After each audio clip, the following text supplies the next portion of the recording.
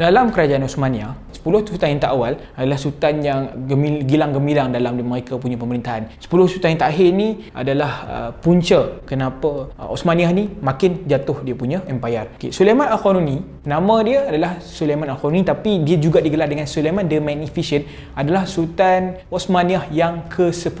Dia memerintah daripada tahun 1520 sampai 1566, 46 tahun lebih kurang, dan dia adalah sultan yang paling lama sekali memerintah dalam Empayar Osmania. Sulaiman Al-Qanuni ni sangat digeruni dekat Eropah. Kalau kita selalu baca Sultan Muhammad kedua, dia serang Konstantinopel dan menjadikan Istanbul. Nama dia dah memang terkenal. Selain daripada dia, Al-Qanuni juga terkenal dalam kalangan orang-orang Eropah itu sendiri kerana beliau berjaya menghancurkan beberapa empayar dan juga menakluk tempat Kristian yang penting dekat Eropah. Macam mana orang takut dengan dia dan orang gerun dengan dia.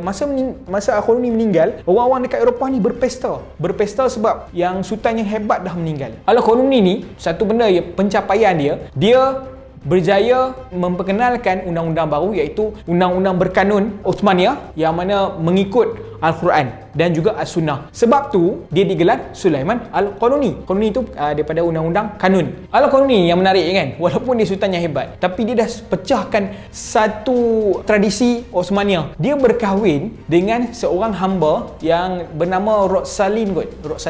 Dan asalnya bukan Islam, kemudian dia masuk Islam. Dalam kerajaan Osmania, ibu kepada sultan itu lebih tinggi pangkat dia daripada isteri kepada sultan tu. Okey, benda ni kejap lagi dia akan berlaku satu masalah selepas Qanuni ni meninggal. Qanuni ni dia ada anak ramai, anak lelaki ramai, tapi yang selalu disebutkan ada 3 orang. Seorang nama Mustafa, seorang nama Yazid, seorang lagi nama Selim the Second. Yang dekat hujungnya Selim the Second ni jadi sultan. Dalam kerajaan Osmania, dia tak nak ada peperangan saudara dalam kalangan kerajaan. Jadi apa yang dia buat dulu, dia bunuh anak lelaki selepas anak lelaki yang pertama. Dia akan bunuh sebab dia tak nak mengelakkan peperangan. Tapi bila dah makin zaman ke depan, mereka tak amalkanlah bunuh ni sebab ialah bunuh orang kan. Jadi dia hanya menjadikan anak lelaki yang selain pada anak pertama ni, dia letak dekat dalam istana dan dia bela anak lelaki ni dengan tiada langsung ilmu untuk memerintah, ilmu peperangan dan sebagainya. Sebab dia dah ada pilihan anak lelaki pertama untuk menjadi seorang sultan pengganti kepada ayah. Anak lelaki kedua, ketiga ke, keempat ke,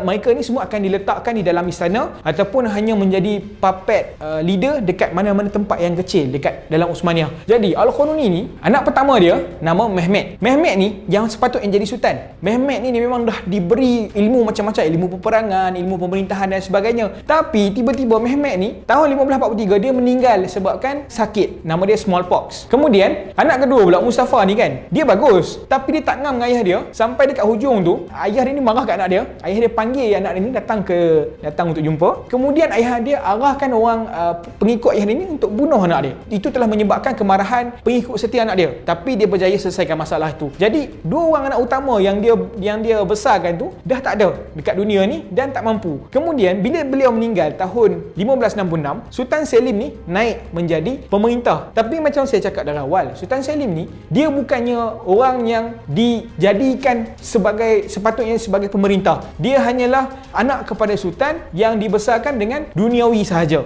Dia adalah seorang alkoholik dan dia tinggal dekat istana penuh dengan gundik-gundik dan sebagainya. Jadi selepas kematian Sulaiman Al-Qanuni ni, berlakulah kejatuhan perlahan-lahan Empayar Osmania sehinggalah pada abad ke-20.